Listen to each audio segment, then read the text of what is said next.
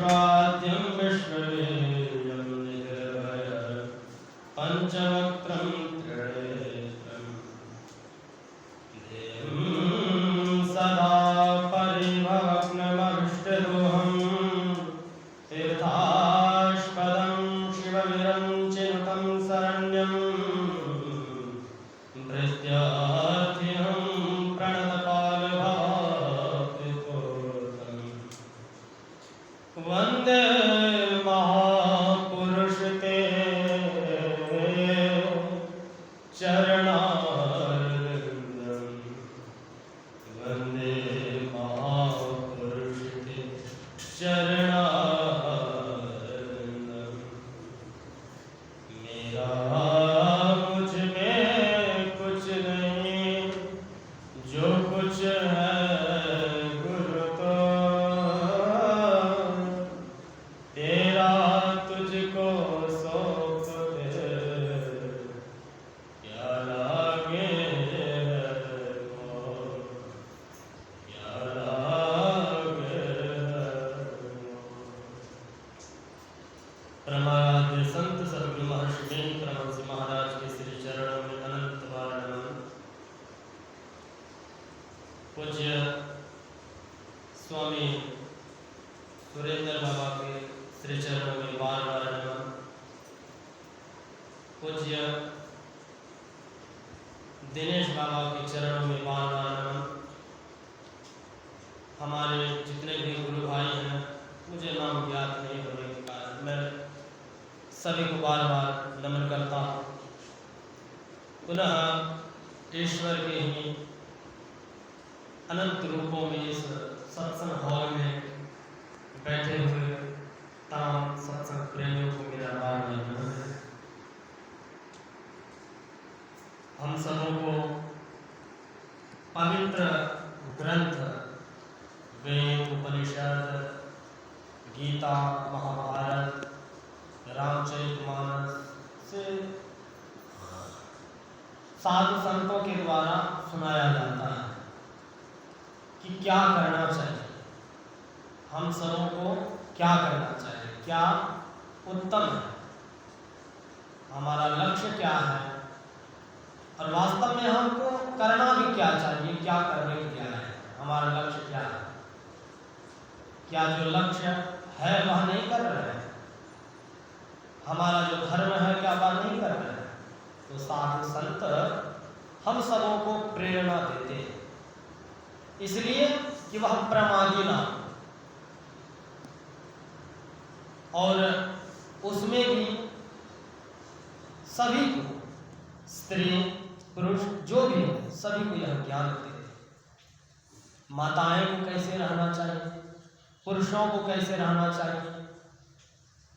कहते हैं विपत्ति काल में आपके कैसे भी गहराई मित्र हो, संबंध हो, स्त्री हो, माता पिता कोई भी हो, अगर आपके पास विपत्ति पड़ गई और उस समय वह काम ना आए तो व्यर्थ है, जीवन व्यर्थ है उनका।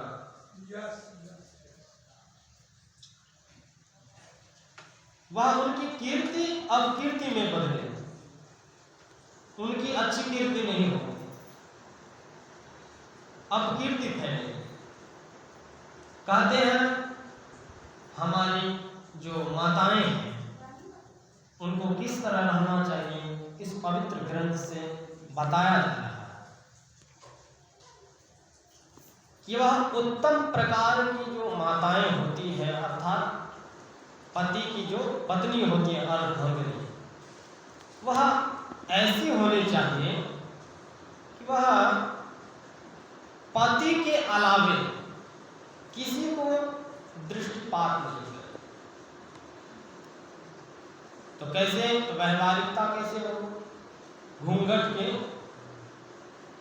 ओढ़ में रह करके बातें होनी चाहिए। कदाचित कोई संसार में रहते हैं तो कुछ पूछना कुछ बताना होता है, तो कहते हैं घूंघट को ओढ़ में रह के बातें होनी चाहिए। यह क्या है, उत्तम प्रकार की स्त्री। और दूसरी क्या है?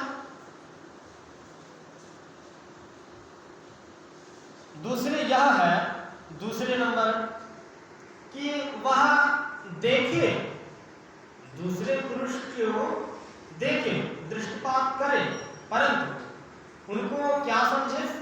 पुत्रवत।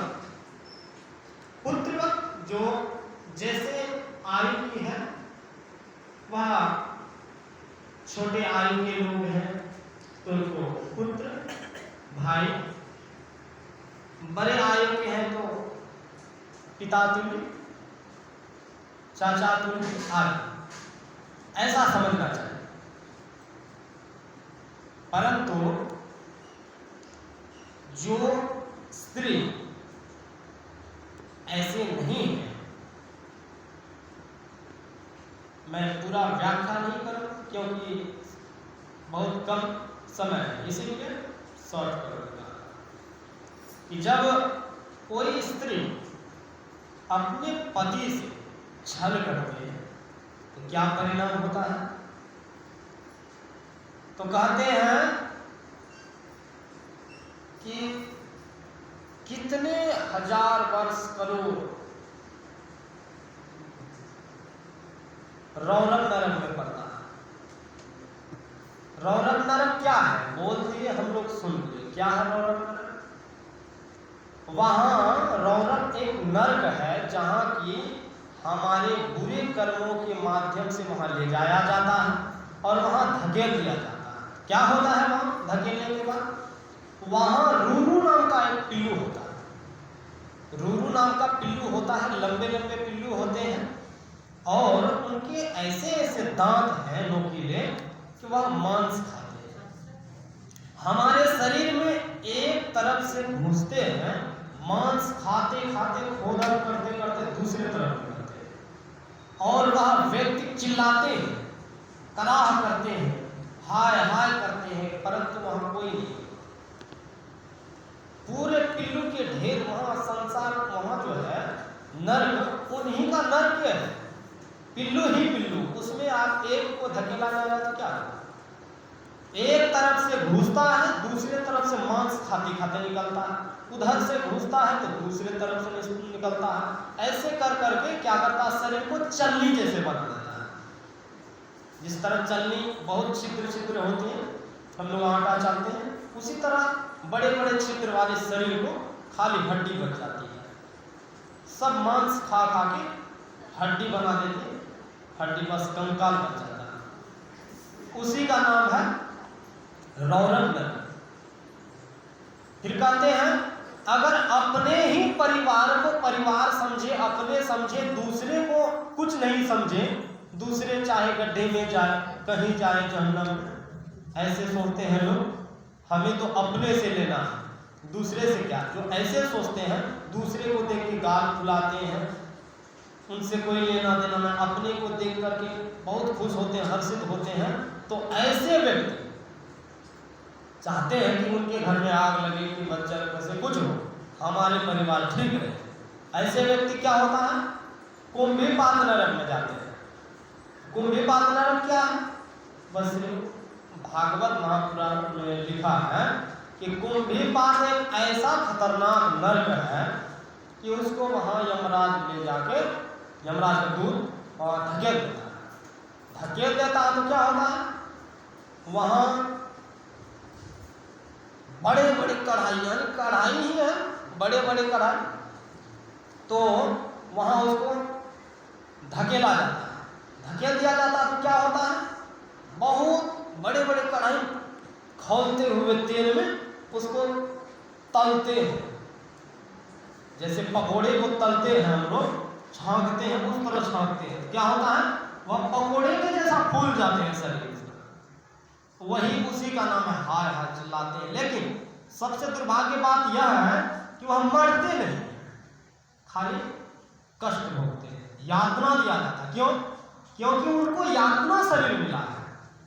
और जो अच्छे काम करते हैं, पातिव्रत धर्म का जो पालन करते हैं, अच्छे अच्छे कर्म करते हैं, उनको क्या होता है? उनको दिव्य शरीर मिलता है जो कि स्वर्ग आदि जगहों में वह आराम फरमाते हैं, सुख भोगते हैं। कदाचित पुनः उनको सुख भोगने के बाद फिर पृथ्वी पे आना पड़े, मृत्यु लोग, कोई बात नहीं, जिनको मुक्ति मिल गई तो उसको उनकी बात क्या है। परमपिता परमात्मा स्वरूप गुरुदेव आराध्य देव महर्षि में ही ब्रह्मर्षि महाराज के श्री चरणों में जो पर गए, जो सत्संग कर गए और जो ध्यान करते करते मुक्ति को प्राप्त कर लिए, उनकी तो बात ही क्या, वह ईश्वर हो गए। ऐसे तो सभी ईश्वर हैं, लेकिन अपने आप को नहीं जानने के कारण दुखी हैं। बहुत पर्दों के अंदर में हम अपने को डाल लिए हैं, जिनके कारण से ज्ञान हमें नहीं हो रहा, दुख भोग रहे हैं। तो जो पुण्य करते हैं तो वहां उनको ऐसो आराम मिलता है स्वर्ग में, उसके बाद फिर स्वर्ग छोड़ करके आना पड़ता है। तो जो बुरे कर्म करते हैं उसको यातना शरीर दिया जाता है, उसको दुख मिलता है, बहुत खौलते हुए कड़ाई, बहुत सारे नरक हैं, उतना अभी नहीं बोलेंगे, जितना जरूरी है उतना। तो उसको खौलते हुए तेल में जब छांटते हैं, बहुत चिल्लाते हैं, लेकिन मरते नहीं, बेहोश हो जाते हैं, अचेत हो जाते हैं। चेतना मिलती है, चेतना आती है, फिर उसको तलते हैं खौलते हुए तेल में। अब बताइए कि कितने हजार करोड़ वर्ष उसको वही काम करते हैं उनके साथ। एक दिन करके छोड़ते सो नहीं।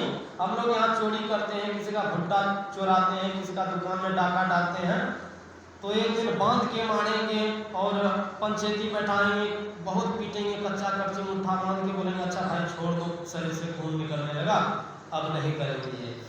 लेकिन वहाँ ऐसी बात नहीं है, कोई हजार करोड़ वर्ष रौनक न रहे, कुंडीपात न रहे, करोड़ों वर्ष, हजार वर्ष, करोड़ों वर्ष, हजार वर्ष, ऐसे ऐसे दिन तक वहाँ भोगना पड़ता है। यही कर्म विष्ठा में रहना पड़ता है, विष्ठा का कीड़ा बन के रहना पड़ता है। तो ऐसे हम सबों को कर्मों से बचना चाहिए, जिनसे कि हमें दुख हो, ऐसे कर्मों से बचना चाहिए। अन्यथा हमारा जीवन ऐसे बार बार पुनरपि जन्म पुनरपि मरणम पुनरपि जनने जठरे शयनम, यह संसारे बहुत दुस्तारे कृपया पारे ताहि मुरारे। हमें गुरु महाराज से प्रार्थना करानी चाहिए, हमको संसार सागर से पार लगा दे, हमको बार बार जन्म मरण का दुख बहुत भोगना नहीं है। इसलिए हम सबको ध्यान करना चाहिए। हमें जितनी हमारी माताएं हैं संसार में, समाज में, सभी को उत्तम जो स्थिति की कार्य है, कर्म है, वह करना चाहिए। अब और सब हमारे स्वामी सर हैं, उनके मुखारबिंद से सुनेंगे। मैं अपनी वाणी को यहीं विराम देता हूँ। श्री सद्गुरु महाराज की जय।